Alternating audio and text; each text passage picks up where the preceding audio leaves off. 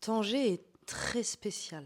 Tanger est la seule ville au monde à avoir été une ville internationale, une partie de son histoire. Parce que stratégiquement, elle est placée au niveau du détroit de Gibraltar. Donc les Espagnols l'ont voulu, les Portugais l'ont voulu, les Français l'ont voulu, les Anglais l'ont voulu aussi. Et donc à un moment donné, ils ont dit OK, on arrête de se tirer dessus pour Tanger, ça devient une ville internationale. Après, elle est redevenue marocaine, mais ça apporte tout ce côté très cosmopolite. Tanger est très cosmopolite, Tanger est très ouvert, Tanger c'est venez comme vous êtes. Je trouve qu'il y a une acceptation de l'autre très naturelle à Tanger. Ils sont pas surpris que tu sois étranger et que tu vives au Maroc quand tu es à Tanger.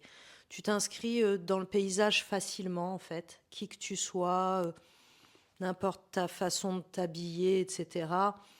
Tanger, il y a plus de 10 ans maintenant, c'est la seule ville où j'ai vu une fois une femme qui portait le voile et qui portait une mini-jupe aussi.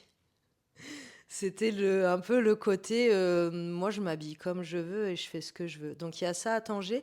C'est pas fréquent. Non, j'avais jamais vu ça et c'est la seule fois de ma vie que j'ai vu ça, mais je l'ai vu à Tanger, ça m'avait marqué. Et il y a ce côté aussi où tu as quand même la Médina, tu as la Médina Kdima, l'ancienne Médina, qui a son côté un peu traditionnel, etc. Et tu as toute l'ouverture qui s'est fait. Tanger s'est énormément agrandi avec des quartiers.